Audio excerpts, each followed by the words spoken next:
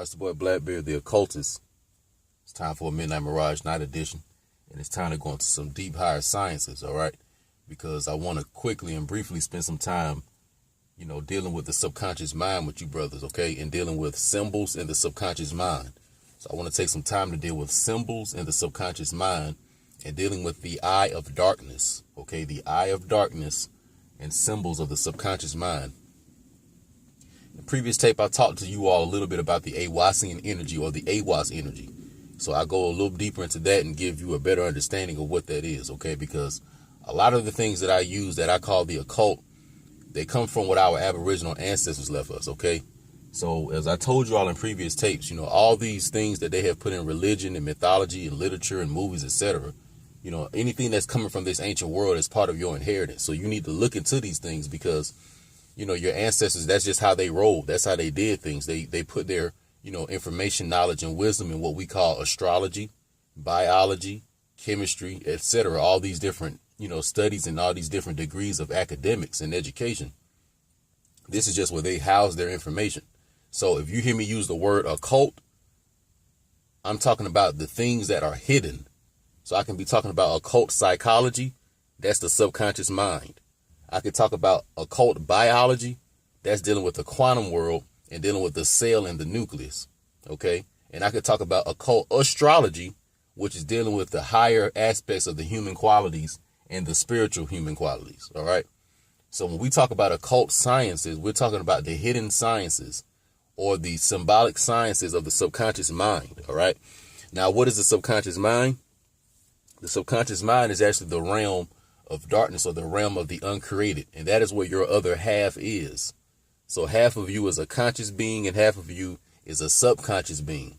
And right now you are listening to me with your conscious mind, but your subconscious mind is simultaneously listening as well. But it's more so picking up on the, the symbols in what I'm doing. So the subconscious mind and the conscious mind, they use different forms of communication and they have different ways that you activate them. All right.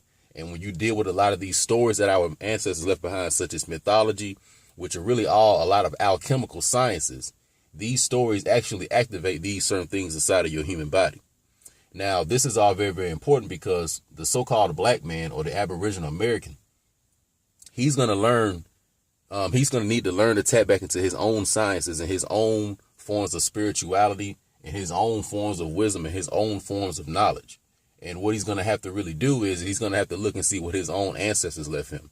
OK, so his elder male and female ancestors of the past that were here in the lands of the Americas, that was in the greater lands of Asia, in the lands of so-called Europa, the lands of so-called Africa, the lands of so-called India. OK, you're going to have to look into what did my ancestors leave behind that talks about, the things that are going on today, because I'll give you an example. There is a tape that I'm going to leave in the description box, if I remember. And it deals with how the black woman stole the phallus of Osiris. Now, all of us know about the Osirian mythos with Isis, but you probably didn't know that this story has a particular anti-parallel universal realm to it, because all these stories have parallel universes to it. So you have in one universe, the Isis and Osiris version went this way, but in another version, it goes another way. So you all know the story where Isis actually goes and finds the golden phallus of Osiris and does the right thing to procreate and create Heru, which is basically the soul saving the ego and the higher divine light bursting through and being reborn. But with these Negro or so-called black women today, these Isis or these Anceint archetypes were doing today is they went and found the Osirian phallus, but they stole it and kept it for themselves. And that is symbolic to them trying to combat with men for positions of power. And all these things I've been talking about in these Negro bed stench tapes and all these bed bug tapes, all this feminism you seeing, all this, we want to be treated equal, and all these different things of trying to compete with men. That is symbolic to Isis stealing this, Osirian phallus and not wanting to give it back, and Isis and Osiris is the so-called black man and black woman. So these stories your ancestors was telling you what was going to happen. But we got to look into that stuff if we want to really know what to deal with. OK.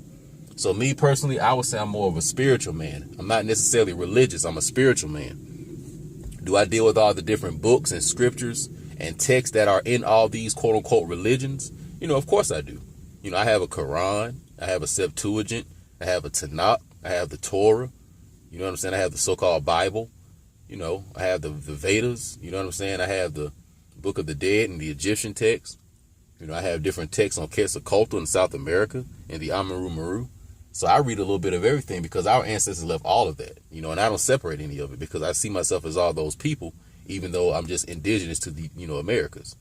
But, you know, that's all our stuff, and I take that and I use it. So you brothers, you know, can do the same thing.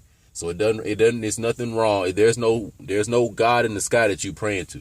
You see what I'm saying? This thing is dealing with your own higher self. And collectively, we all pour into one higher self. And that's what we call the Most High. All right. So we all collectively have a relationship with this Most High because that's what we all emanate from spiritually. So you can look at it like this. You have one big lake. Okay. And then you have a lot of individual bottles of water that came from that lake. You can have 1 million individual bottles of water in the one big lake. We represent these millions of little bottles with these little spirits inside of us. But those little spirits came from that one big spiritual lake, and that's what we call them the Most High. So these sciences that our ancestors left behind us basically teach us how to tap into the natural environment and the supernatural environment with your own body naturally. Okay. So where a lot of these Caucasian people, through these Freemasonic systems, etc., and these secret societies, because they've stolen your information, they actually idolize you in a lot of these symbolic characters, as we're going to see in a minute. But they have stolen your sciences, and that's how they have created what we call technology. So the Caucasian man, or the so-called white man, his third eye is actually technology. He doesn't have the dark matter and the dark energy, and he doesn't have that Aiwassian current within him, or the Aiwassian energy, to tap into this supernatural environment, as we're going to talk about in a minute. So what he does is he has to do it more digitally. And he does it through, once again, the computer screen, the TV, the internet, and all these different things, and what they call transhumanism. Okay. So original people don't really need to deal with no transhumanism. You don't need to, you know, tie any kind of robotics to your body to get you to go into a higher state and get you to tap into the higher dimensions. Your ancestors did that a long time ago, and they left that information behind. All right. So tonight we're going to go a little bit into that information. And this information is coming out of a book called The Night Side of Eden by Kenneth Grant. It's called The Night Side of Eden by Kenneth Grant. And as I've told you all in a lot of tapes, these Caucasian people actually worship black man in their secret societies, you know. So I don't care if they skull and crossbone, etc. A lot of the different symbols you see, that deals with the so-called black man. Like, so for example, how I deal with the Blackbeard mythos. You got to remember that Blackbeard was an Aboriginal Moor, okay, who was in the Caribbeans snatching ships of everybody coming through here that didn't need to be, you know, up in here. So that skull and crossbones symbol you see is a symbol of death, or a symbol of Da'ath, okay? That's an Osirian or an Osirian symbol. So that's a Moorish symbol, that skull and crossbones. That is the symbol of Osiris, or the symbol of Hiram Abiff. So it's no coincidence that at Yale, these Caucasian men would name their secret society Skull and Bones after the principles of the Moorish man, because they copy us for absolutely everything. And they also worship you. Now, also, too, this tape, we're going to deal with the sciences of Saturn-Capricorn, because we've just come into the winter solstice today, dealing with the 21st of so-called December. So we're dealing with Capricorn Saturn sciences, you know, and the occult spirituality of the so-called black man, dealing with quantum dark matter energy, and dealing with the realm of your ancestor, okay, which all is in the subconscious mind. So no, you don't have to do any kind of spooky voodoo. No, you don't have to go cut no chickens. See, we're not talking about anything like that. We're talking about tapping into these things basically by using our minds and by using our bodies, okay? This is what we're talking about. It's not rocket science. It's not nothing hard. A lot of you have been doing these things naturally. That's why you've been able to figure out and get to this point where you're at now, all right? So what we're going to do is basically read through some of these occult symbols of the subconscious mind so you can identify them with them in your environment, and then you'll know what they mean. And before I start reading, I got to reiterate this one more time. All these symbols you see in horror movies, all these boogeyman, dark figure, you know, type of beings you see, all the alien extraterrestrial beings you see, you know, in all these horror video games, all these creatures and monsters that you see, these are all occult subconscious symbols for the sleeping black man's soul. I'm going to repeat. Whenever you've seen all these scary creatures in horror movies, such as Candyman, he's an example. Candyman is an example of this. All these scary creatures you see, all this Satanism, all this voodoo, Santeria, the witchcraft, etc., all this dark magic stuff that they talk about is subconscious symbology for the sleeping soul of the black man. Because I just told you now, the subconscious mind is a dark realm. Now, I'm not saying it's dark meaning that it's evil or malefic or it's trying to harm you, but I mean, it's just the realm of the uncreated. It's the realm of all potential, as you're going to see in a minute when we start reading. So keep that in mind as we go through this. Pluto represents the outermost power zone, the pylon set at the utmost rim of the planetary system, beyond which stretch the vast of the outer space. When applied to the microcosm, or the world of the human consciousness, Pluto represents the pylon at the gates of the sanctuary of inner space. So the first thing is the occult symbol of Pluto, all right? Because like I just told you all, we're dealing with the science of the so-called black man, and he deals in all realms of the subconscious and all realms of darkness. So when you deal with Pluto in the occult, Pluto is known as the outermost zone. They tell you that it is the so-called last planet at the edge of the universe. And I can remember there was a time in the early 2000s where scientists tried to come out and say that Pluto was no longer classified as a planet. The reason why they said that is because they were using and updating their occult astrology, because Pluto actually is a hidden zone. You know, it's a zone that's there, but the conscious mind can't really perceive it. It's the most outermost zone. It's almost like your subconscious mind. Like you can't see your own subconscious mind, you know. So it represents that most outermost gate, okay? But the inner Pluto, once again, is symbolic of, you know, the physical body and the physical subconscious mind. So look at it like this. The outer Pluto will be, of course, the universe itself, you know, the massive universal mind, okay? But the inner Pluto will be your personal little subconscious mind within your own physical body, all right? Hopefully that makes sense, but it's all just symbology. Pluto represents the outer zones. It represents the end of man and the beginning of the spiritual, okay? Where was I at? All right. Darkness is the absence of light, an absence that makes possible the presence of all things that appears to be. Non-being, of which the symbol is darkness, is the source of being. Going deeper into the subconscious mind and the source of where you really are. Like I said, the Asarian mythos, okay, or the Hieroglyph mythos, when he's in the tomb, is symbolic of the black man's sleeping subconscious mind, okay?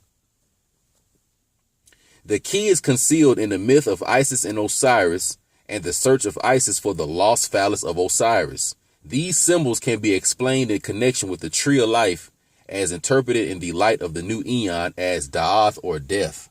So like I told you all before, the symbol of Isis and Osiris, which really is the symbol of the soul, okay, awakening the ego, and this illuminating the third eye, okay?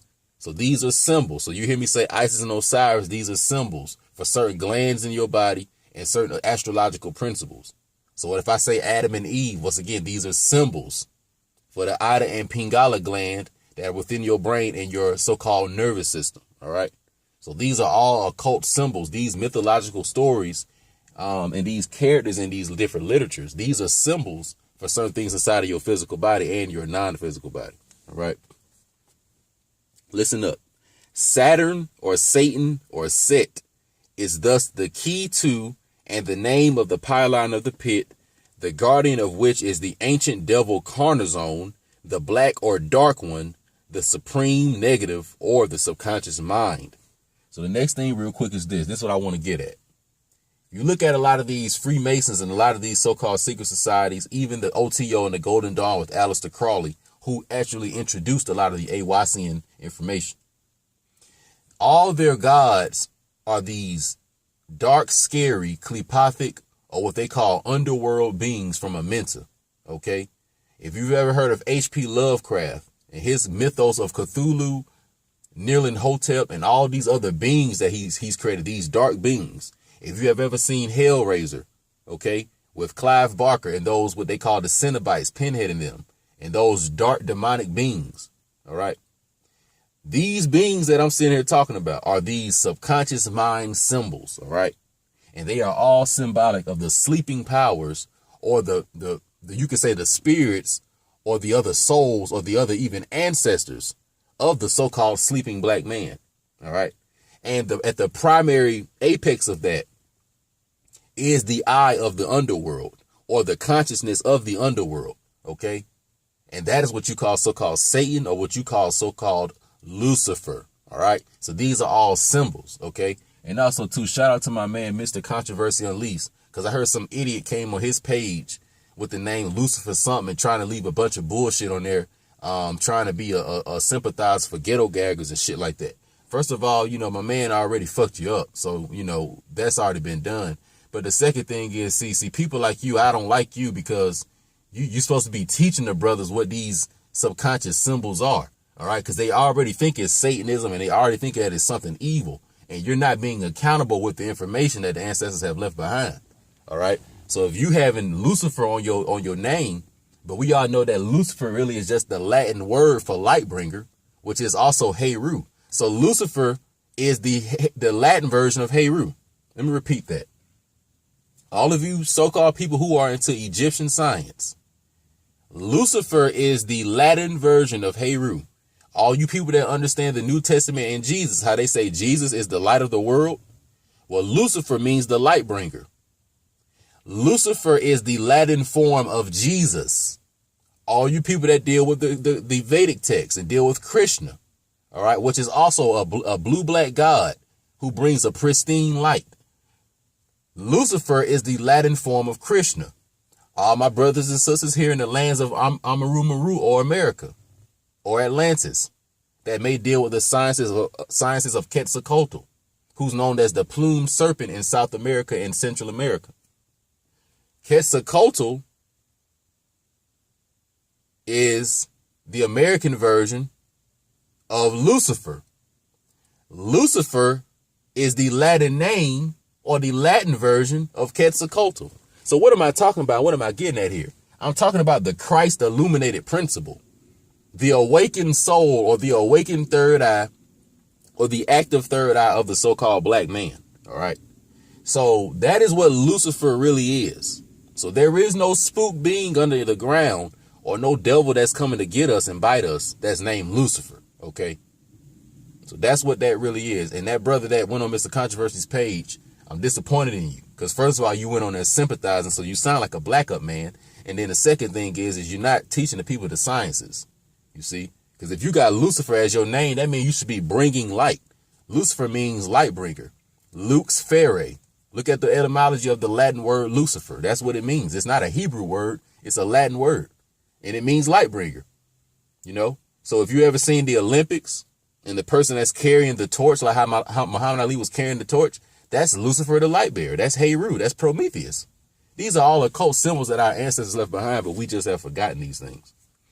And see, I know these things and I study these things. That's why I can call out the Negro bed stench. That's why I can call out the black up man. That's why I can make these things up, because I can see into the darkness. You see what I'm saying? Because I am a real Luciferian figure. Okay? Dealing with the occult now, dealing with the astrology. Not no spook evil bullshit. Let's continue. Now listen up. The great night was the abode of the snake pit, or hole of the serpent, who disappeared each night into the lake of the west in the form of the crocodile or alligator in America. This was the dragon of the deep, whose tail disappearing in the waters became the hieroglyphic of darkness, blackness, death.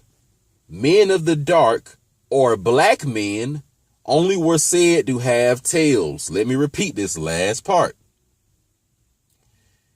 The great night was the abode of the snake pit, or hole of the serpent, who disappeared each night into the lake of the west in the form of a crocodile. This was the dragon of the deep, whose tail disappearing in the waters became the hieroglyphic of darkness, blackness, death. Men of dark, or black men, only were said to have tails. So what is this really talking about here? A lot of you all know when you look into the ancient world, you see a lot of symbols dealing with serpents, dragons, and different typhonic creatures is what they call them.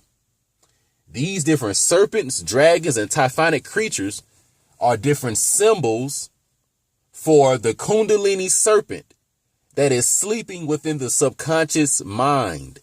So a lot of you all have heard of different things such as Tantra and such as yoga. And you see these people sitting down in the yoga pose and they are meditating, and they will tell you that they are so-called raising their Kundalini and opening up their chakra system, right? This chakra system is symbolic of a serpent.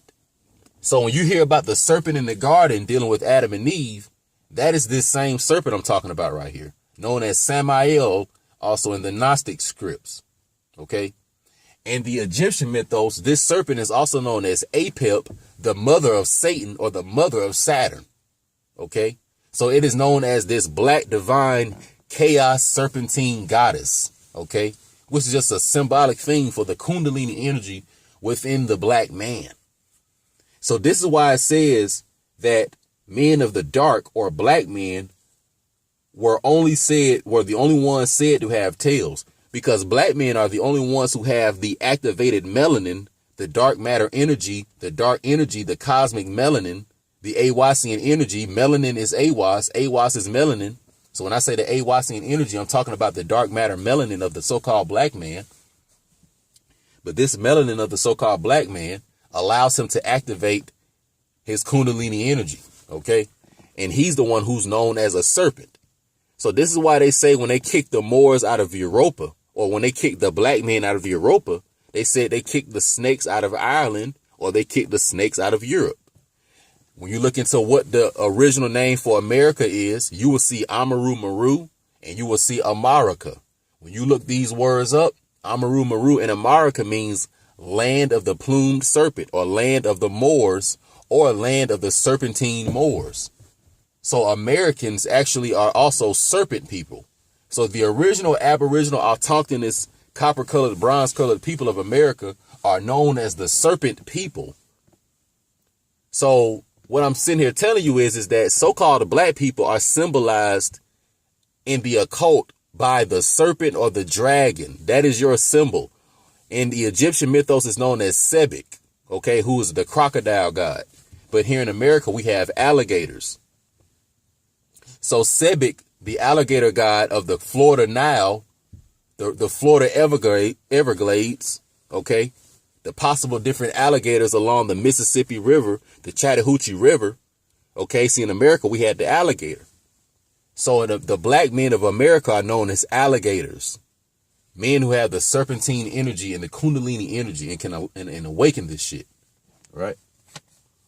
So like I said, the chaos alligators of darkness, the tail of the Kundalini energy and serpent, the serpentine energy.